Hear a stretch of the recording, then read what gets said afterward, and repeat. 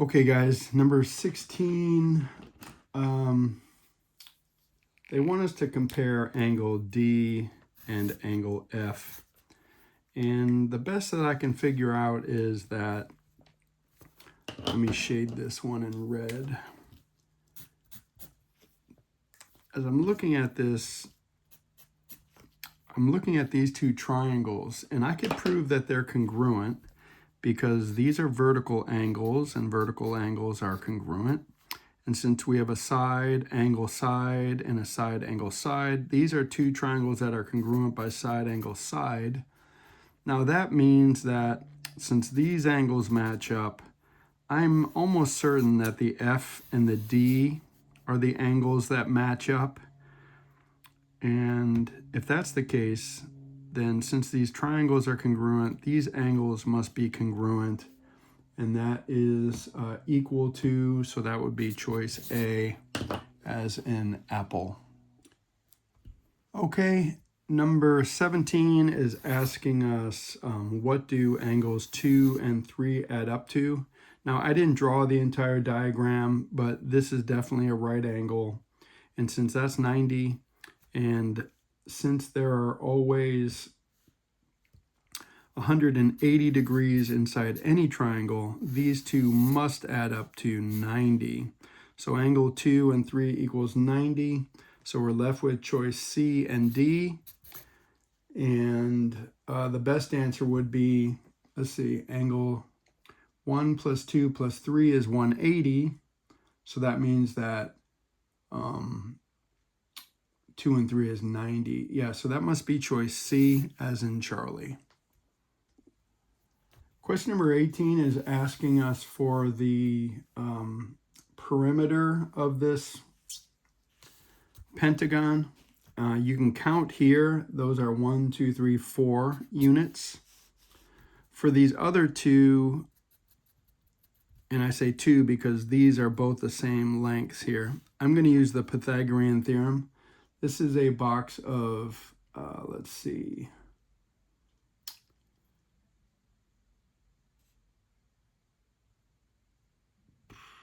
this is a box of 1. This is a 1, 2, 3.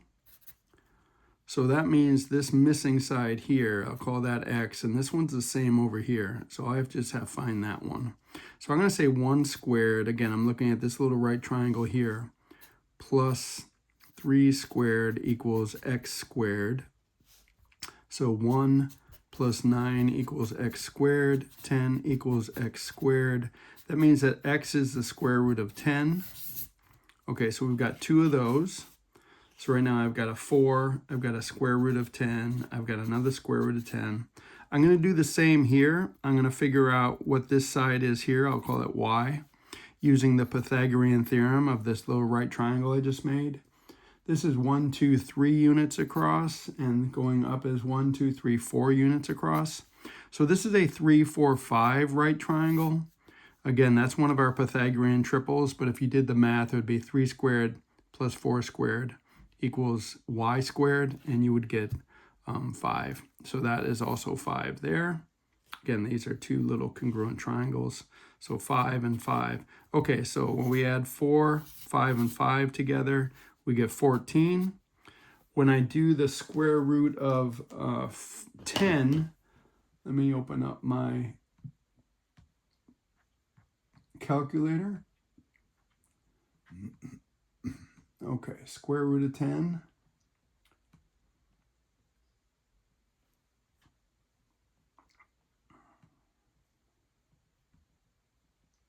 Square root of 10 is 3.162.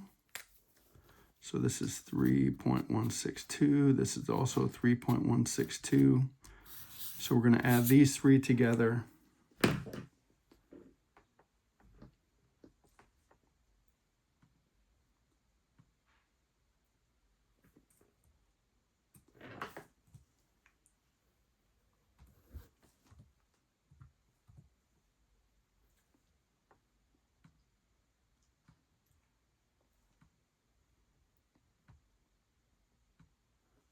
Okay, when I add those all together, I get 20.32.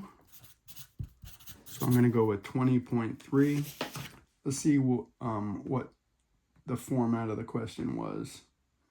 Okay, I'm going with 20.3 yards. Let me make sure these are all yards here. Yeah, each unit represents 1 yard. So there's our answer, 20.3. Okay, 19 is from our circle chapter, which we haven't gotten to yet, but this is the standard format of a equation of a circle. The H and the K represent the center of the circle, and the R is the radius of the circle. So good news here, they gave me a center of -3, 4, and they said the radius is 6. Okay, so I'm going to square the radius, put it on that side, that's 36. I'm going to put the -3 here for h, but since it's minus -3, I'm going to write x plus 3 squared plus, and then y minus this 4, and there is our answer. And this is a multiple choice question, so -4 here, plus 3 there. This is choice D, as in David. Okay, number 20, we're told that this point here, C, is the circumcenter of this triangle here, and the triangle is XYZ. Okay, so if you don't remember, circumcenter, and that is where the 3 perpendicular bisectors of the triangle meet. So imagine a perpendicular bisector here, splitting this side in half with a right angle. Same thing on this side. And then the same here. And that would be splitting that in half. Okay, so that means this has been bisected here. So these two parts are the same. Let's see if that's one of our answers. CX congruent to CY. Yes, that's one of our answers. So that is choice A. So A is part of our answer. Let's look at choice B. It says CZ is congruent to XY. CZ and XY. No, that makes no sense whatsoever. CZ and XY, so no to B. Let's look at C. C is part of the answer. Let's figure out why. C says CXZ is isosceles. CXZ. Okay, so this is definitely an isosceles triangle. Here's why. This is a radius from here to here. This is also a radius from here to here, and all radii in a circle are congruent. So that definitely is true for C. Let me go to D. CYZ is equilateral. Let's see, CYZ. So it's definitely isosceles. I don't know why this here would be equal to either of those, so I'm going to say no to D. And then finally, E is correct. They're just asking, is XY a diameter? Yes, it goes all the way through the center of the circle. So those are the 3 answers, A, C, and E to number 20. Okay, number 21 is in our circle chapter. We haven't gotten to that yet either. But in order to find X, this is how you would set this thing up. You would say the entire length here, 12 plus X, multiplied by just the outer portion, 12, has got to be equal to this entire length here, which in this case would be 10 plus 8 or 18, times just the outer portion, 10. So that's 180 on that side. Distribute here, we get 144 plus 12x. Subtract 144 from both sides, we get 12x equals 36. Divide by 12, we get x equals 3, and that is our answer to number 21. Again, we haven't worked on circles yet, but we are getting there. Okay, number 22, again, we haven't got to this yet. I think this is the last chapter in our book. We are given a right cylinder. Let me go back to the question. All right. what is the shape of the cross section? So a cross section is when you take a plane and you cut through it, and they want us to cut through it with a plane parallel to the base down here. So if we did that, we'd end up slicing this thing like this through the middle, and that would be the exact same shape as the base or the top, the two bases, and that would be a circle. Again, that's what a cross section is, and that is choice D, as in David. Okay, question number 23. It's a hemisphere, so think of half of a basketball, and it's got a diameter of 8, so I'm going to make a radius of 4. And the reason I do that is because of the formula I need here to find the surface area. So our surface area formula here is an entire sphere would be 4 pi r squared. So I'm going to divide that in 2 and call it 2 pi r squared. So this is the formula I'm going to use. However, the question does not say whether we should include the top of this thing. But since it's a bowl, I guess we're going to assume that it's empty on the top. In other words, not solid, like if you were to cut through a bowling ball. So we're not going to include in the top. If I did include the top, I'd have to add another pi r squared. So that would be 3 pi r squared, but we're only going to do the sides. So we're using this formula, 2 pi r squared. And when we calculate that, my radius is 4. So I square the 4, and I'm going to get 2 times pi times 16. And 2 times pi is 32. So 32 pi. And I believe that is answer A. That is given to us in a multiple choice format. Okay, question number 24. What's the angle of elevation, that's right here, from the ground to the top of a 45-foot tree? Here's my tree over here. From 65 feet away. So they want to know what this angle measure is. And I always write SOHCAHTOA when I'm working with these trig problems. And then I ask myself, from the perspective of this angle, what do I have and what do I need? Well, no, just what do I have in this case? I have the opposite and I have the adjacent. So opposite and adjacent is tangent. So I'm going to say the tangent of this angle x has got to be equal the opposite side, 45, over the adjacent side, 65. And now on my Desmos calculator, I'm going to type in, every calculator is a little different, but I'm just going to do tangent. And now it gave me tan with open parentheses. And in the parentheses, I'm going to write 45 divided by 65. Or you could do that separate on the side. So now I'm saying the tangent of some angle is 45 over 65. And I just realized my mistake. I have to use the inverse of tan. So nope, don't do it that way. I have to do the inverse of tan, which is how we find angle measures. So that was my mistake going into this problem. But now I can rectify that. And let me back this up. And the reason I know that is because I got 0.01 as my answer here, and that is not a reasonable answer. So instead, I do the inverse tangent button. That's the tan with a -1.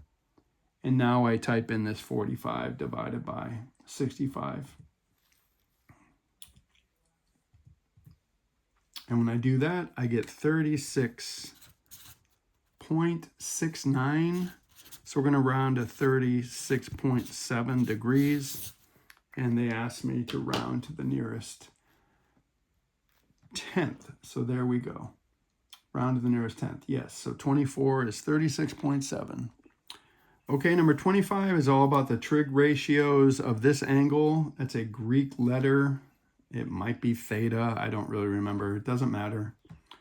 but I need to find all these different trig ratios from the perspective of this angle. So I always write SOHCAHTOA. It reminds me of what the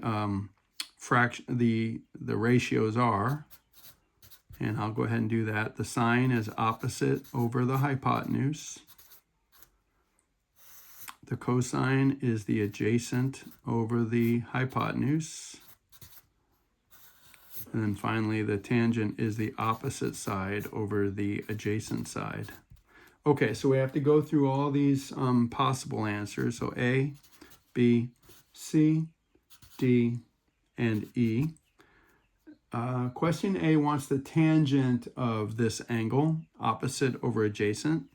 So remember, we can never use the hypotenuse as either of the adjacent or the opposite. So from here, it's 6 over the adjacent, and that's 6 over 8. So that is the answer they give you, so that is true. Let's go to B. For B, they want the tangent, and they say 8 over 6. Same, wrong. Nope, that is not correct. It was 6 over 8. All right, letter C, the sine of this angle. Sine is opposite over hypotenuse. So from here, it would be 6 over 10. Let's see what they wrote for C. No, they wrote 8 over 10. That is not correct. For D, they put 6 over 10 for that same problem, so that is correct. And finally, E, the cosine of that same angle, cosine is adjacent 8 over hypotenuse 10, and they wrote 6 over 10. So I don't think that's true. What happened here? No, that's not true. Oh, there's another one, F. Okay, so no for this one. Bloop.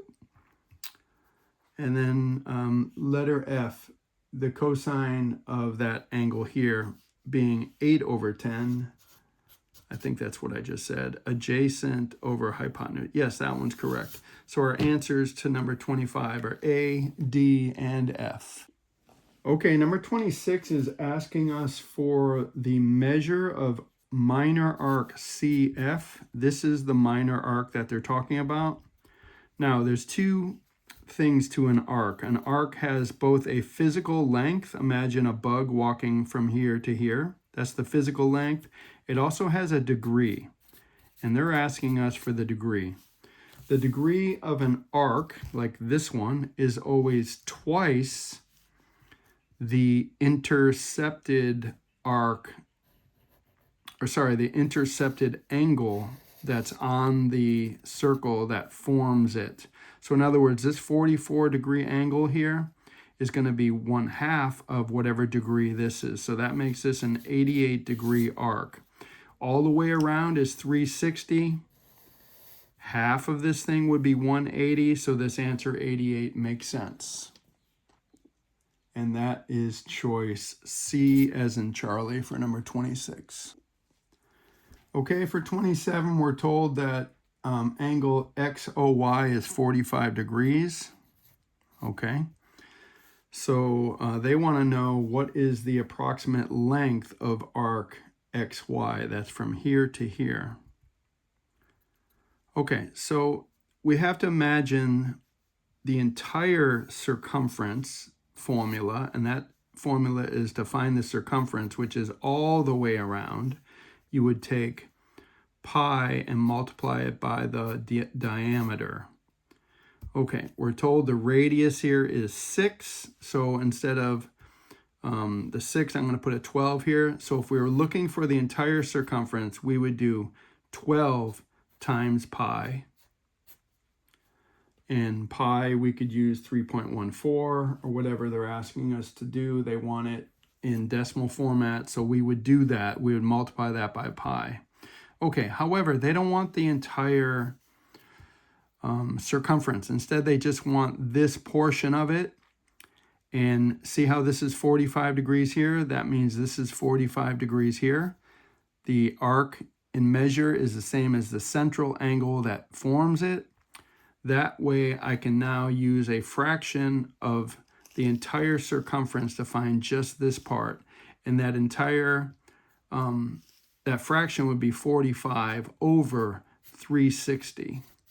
There's 360 degrees all the way around, and if that's only 45, then I'm going to use this fraction.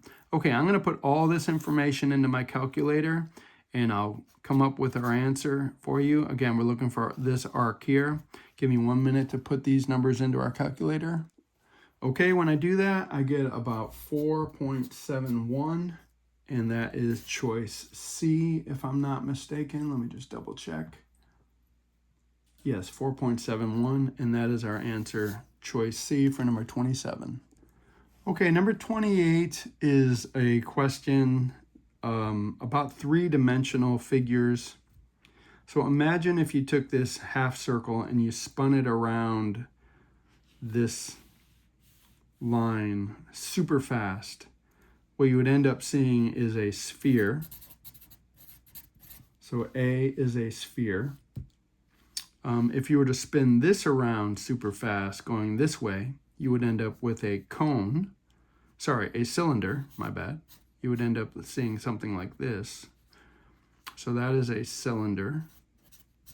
And that is choice B. And then finally, this one, if you spun this around super fast, it would form a cone. And those are our answers. A is sphere, B is cylinder, C is cone. Okay, number 29 wants to know the volume of this cone. And we do have a formula for volume of a cone. It is 1/3 pi r squared h. The r is the radius. The h is the height of the cone. Pi is always pi. So let's put these numbers into my Desmos calculator and we will come up with an answer. Okay, running those numbers through, I get 7.263, and that is choice B as in boy.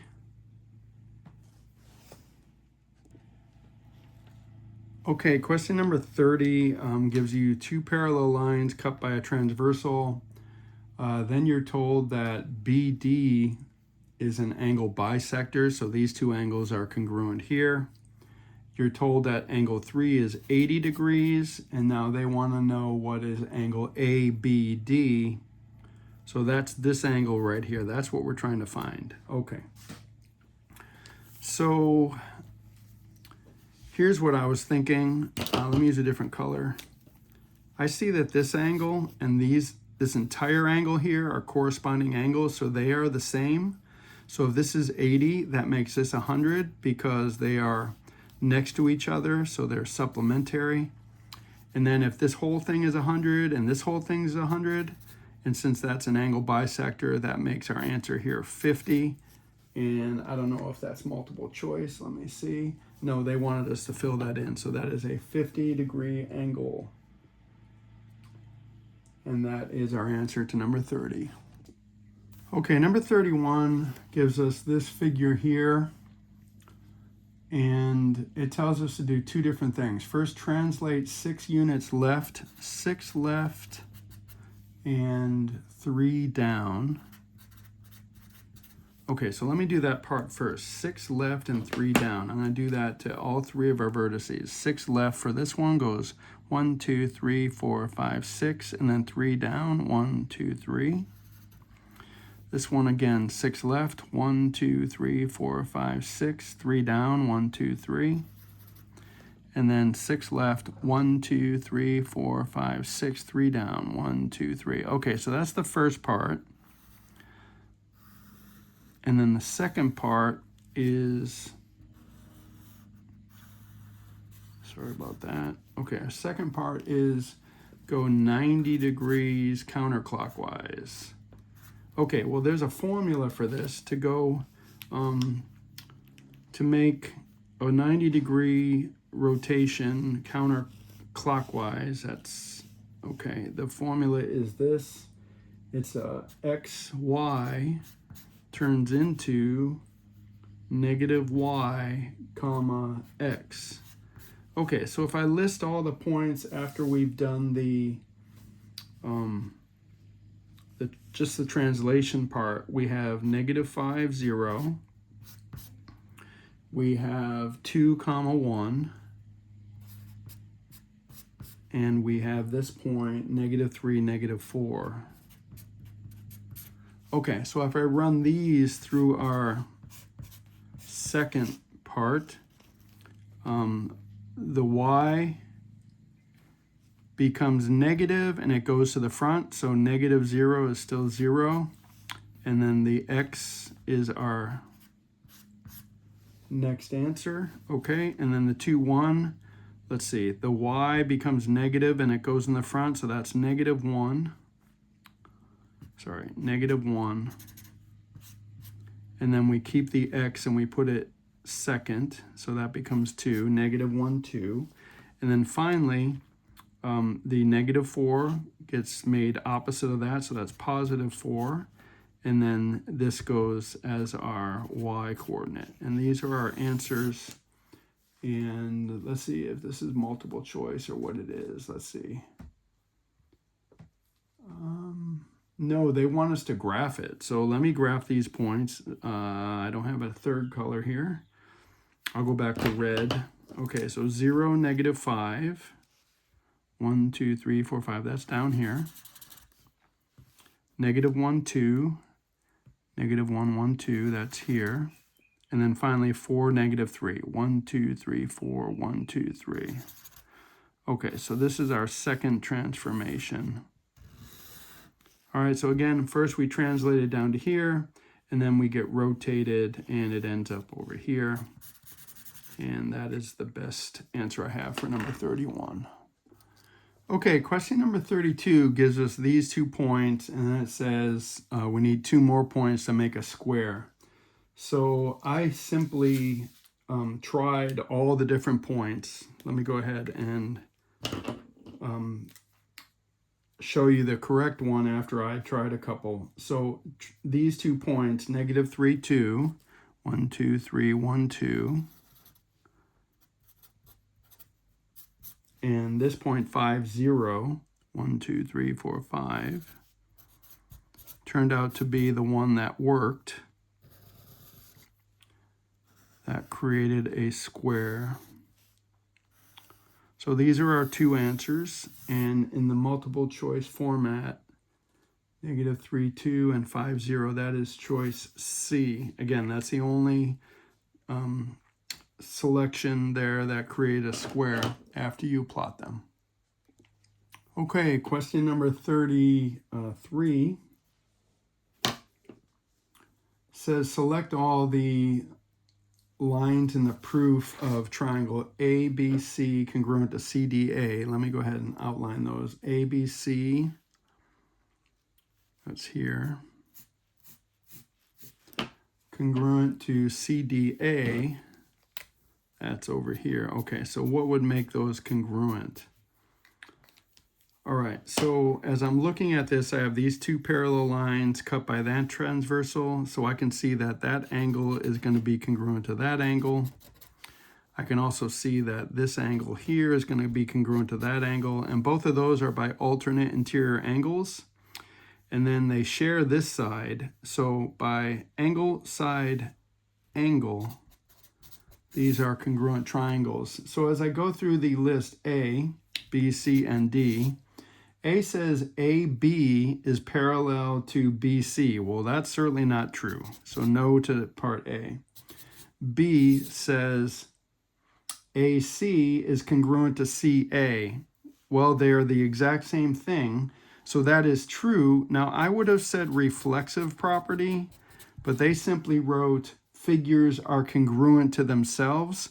So I'm going to go ahead and say yes to that one, even though I would have said reflexive property, but it is true that figures are congruent to themselves. So let's go yes with that one. C says angle ACB, that's this one, is congruent to angle CAD, that's this one, by alternate interior angles. Yes, that is true. So I would say yes to this one as well. And then what is D talking about? BAC, that's this angle, is congruent to DAC, that's this angle here. No, that's not necessarily true. Certainly not by alternate interior angles, so no to D. Those are the two that I feel are correct. Oh, there's another one here. So E says the two triangles are congruent by angle, side, angle. Yes, that's what I came up with. So yes to angle, side, angle congruence. So those are your answers, B, C, and E. Okay, number 34 is asking us in this diagram which triangles are similar to this one that I've shaded in dark here, black. Okay, so first of all, the original big triangle has been split with this altitude here, and an altitude splits a right triangle into three similar triangles. So we know the big one is similar to this one here, the black one. So ABD is definitely a yes for that one. That's the first one. The other side to this is, let's see, once you split it here, it's E, B, and D, or B, D, E is what they're saying. So I'd say yes to that one. And the other two, I could not find a way to prove they were similar. And what I was looking for was angle, angle. This one and this one definitely have angle, angle. They, like, for example, this black little triangle has angle A. Well, so does the entire triangle. And since they both have a right angle in them, that's why that works by angle, angle. And same for this one on the right-hand side. Again, we have a right angle here, and they share angle D. So, oh no, they don't share angle D, do they? Well, it shares it with the big one. Anyways, these are the only two I found, the first one and the last one. The two in the middle, I couldn't find a reason, so I would say no to those. Okay, 35, we're given an isosceles trapezoid and a mid-segment here. If you don't remember, the mid-segment of an isosceles trapezoid is the average of the two bases. So I'm going to add these two together and divide by 2. So 6.5 plus 12. We're going to divide that by 2, and that's got to be equal to the x plus 4. And they want me to solve for x. So we end up with 18.5 divided by 2 equals x plus 4.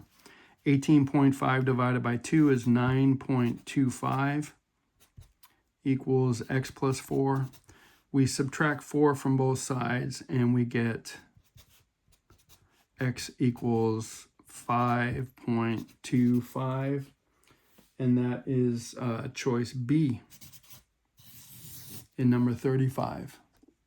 Okay, number 36, they want us to prove that these two base angles are congruent. They certainly are, because this is an isosceles triangle, but we can't just say that. In order to prove it, I have to use what's given. We are told that this is a midpoint right here. So now I know that that is congruent to that. Okay, let's see what the choices are here. All right, the first statement is given. It doesn't require an answer. Okay, for part A, AD congruent to BD. AD and BD, yes, they're congruent because of this midpoint. Let's see what the choices are. D is the midpoint of side AB, yes. So that answer to part A is A. For part B, it says triangle ACD is congruent to triangle BCD. Okay. And they've also told us in between that this is congruent to itself. So we have side, side, side congruence here. And that is choice A again. So A for the first one, A for the second one. And for C, now we can say these two angles are congruent by corresponding parts of congruent triangles are congruent. And corresponding parts is choice C. So A, and C going down. Okay, somehow I skipped number 12, I think it is. Yeah, number 12. So number 12 wants to know, how does this figure get to become this figure down here. Let me use a different color. 1, 2, 3, 4, 5. There's a point here. -3, -1. There's a point here. And -4, -3. 1, 2, 3, 4, 1, 2, 3. Okay, how did this happen?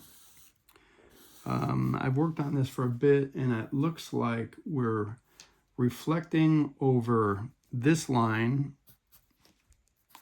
And this equation here is y equals 0 for this line, the x-axis. That's the equation. And so first we reflect over that. That would be here. 1, 2, 3, 4, 5. 1, 2, 3, 4, 5. Here. And 1, 2, 3. 1, 2, 3. Okay, so the first reflection piece would be here. And then if we translate everything 1, 2, 3, 4, 5 to the left, we get the same figure here. So again, it's reflect over this line y equals 0 first, and then translate 5 units left. That is choice C, as in Charlie. And again, that was number 12. Sorry if I skipped that one.